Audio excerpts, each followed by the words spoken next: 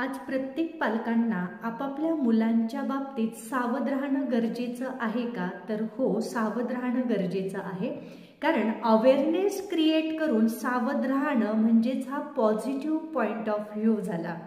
तुम्ही बऱ्याच वेळेस तुमच्या मुलांना नोटीस केलेलं असेल, ऑब्झर्व केलेलं असेल, ते पटकन रिॲक्ट होत असतात, पण त्यांच्या रिॲक्शन मात्र निगेटिव्ह असतात.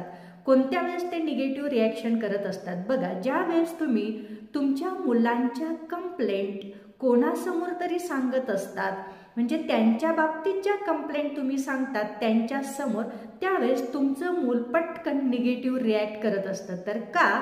कारण त्यांच्यासमोर त्यांच्या शिक्षकांना सांगितलेल्या कंप्लेंट त्यांच्या बाबतीत किंवा ट्युशन ट्युटर जे असतात त्यांच्याजवळ त्यांच्या कंप्लेंट ज्या तुम्ही सांगितलेल्या असतात त्या तुमच्या मुलांना अजिबात आवडत नाहीत. कारण त्यावेळेस त्यांचा इगो दुखवत असतो. कारण फर्स्ट टू 10th स्टँडर्डमध्ये जे विद्यार्थी शिकत असतील त्यांच्या पालकांनी आज खरंच सावध राहण्याची खूप गरज आहे.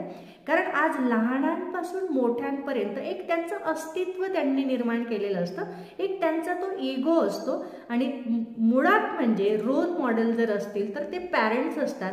आणि ज्या वेळेस पॅरेंट्स मुलांसमोरच त्यांच्या टीचर्सकडे तक्रारी करतात त्यावेळेस त्यांचा इगो हर्ट होत असतो आणि ते निगेटिव्ह रिॲक्शन्स द्यायला सुरुवात करत असतात. म्हणून आजची टिप माझी खास पालकांसाठी आहे. तुम्ही कंप्लेंट करू नका असं मला म्हणायचं नाही आहे, पण मुलांसमोर कंप्लेंट करू नका. बघा, तुम्ही ऑब्झर्व करा, ज्या ज्या वेळेस तुम्ही अशा कंप्लेंट केलेल्या आहेत त्यावेळेस त्यांनी मुळात मान्यच केलेल्या नाही आहेत त्या. कारण त्यांना आवडत नाही आहे की माझी जी इमेज आहे माझ्या शिक्षकांसमोर ती मला कमी करायची नाही, असं त्यांच्या सबकॉन्शियस माइंडमध्ये असतं. म्हणून ते लवकर मान्य करत नाही आहे. म्हणून आजची खास टिप्स तुम्ही लक्षात ठेवण्यासारखी जर असेल, तुमच्या मुलांच्या कंप्लेंट त्यांच्या मुलांसमोर तुम्ही करू नका, त्यांना साईडला ठेवून मग तुम्ही शिक्षकांना त्यांच्या बाबतीत सांगू शकतात. सेकंड ऑब्झर्वेशन जर तुम्ही केलेलं असेल तर ते म्हणजे मुलं पटकन उद्धटपणे बोलत असतात. आणि ह्या गोष्टींना आपण सुद्धा बऱ्यापैकी जबाबदार असतो. कारण मी नेहमी म्हणत असते, मुलं फक्त ऐकतच नसतात तर बघत पण असतात. जर आपल्या मुलांना एक वेल सिटिजन बनवायचं असेल, एक वेल ह्युमन बिईंग बनवायचं असेल तर काही अशी रूल्स आहेत की ते आपल्याला सुद्धा फॉलो करायचे आहेत.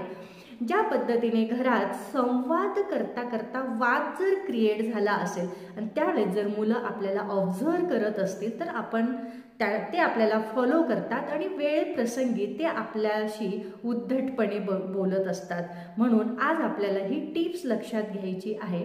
ज्या काही सिक्रेट गोष्टी असतील किंवा घरात कुटुंबासोबत जे तुम्हाला वाद संवाद असतील तर ते मुलांसमोर टाळणं खूप गरजेचं असणार आहे. आणि ज्या वेळेस तुमची मुलं तुम्हाला वाटते की आमच्या मुलांनी इतिहास घडवावा तर त्याच्यासाठी मात्र आपल्याला सुद्धा जिजाऊची भूमिका ही बजवावीच लागणार आहे. आणि तिसरी महत्त्वाची गोष्ट म्हणजे तुमची मुलं जर खूप मोठ्या प्रमाणात पैसा खर्च करत असतील किंवा डिमांड करत असतील तर त्यांना रिअलाइज करून द्या की आपल्याकडे येणारा पैसा हा कशा पद्धतीने आपल्याला हार्डवर्किंग घेऊन, म्हणजे पॅरेंट्स कशा पद्धतीने हार्डवर्क करतात आणि मग आपल्याकडे पैसा येत असतो, ही जाणीव त्यांना क्रिएट करून द्या. कारण बऱ्याच वेळेस मुलांसमोर कुटुंबामध्ये फायनान्स विषयी काही गोष्टी बोलल्या जात नसतात. म्हणून मुलांमध्ये पाहिजे तेवढा अवेअरनेस नसतो की आपल्याकडे येणाऱ्या पैशासाठी आपल्याला आपल्या पालकांना किती झटावं लागत असतं. हा रिअलायझेशन जर ज्यावेळेस तुम्ही तुमच्या मुलांना क्रिएट करून द्याल त्यावेळेस नक्कीच त्यांच्यामध्ये एक शिस्त निर्माण होईल. मी छाया पटेल, विद्यार्थ्यांना मी माझ्या क्लासेसमध्ये, अबॅकस वेदिकच्या क्लासेसमध्ये मोटिवेट तर करतच असते, पण मी पालकांसाठी सुद्धा काउन्सिलिंग करत असते.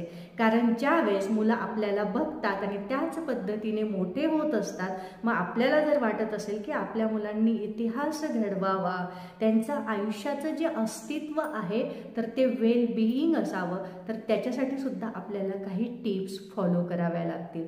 अशा पद्धतीने तुम्हाला जर काउन्सिलिंगच्या काही टिप्स हव्या असतील तर नक्कीच माझा व्हिडिओ शेअर करा, लाईक करा, यूट्यूब चॅनलला सबस्क्राईब करा. अशा पद्धतीने मी नवीन पालकांसाठी समुपदेशनच्या ज्या काही टिप्स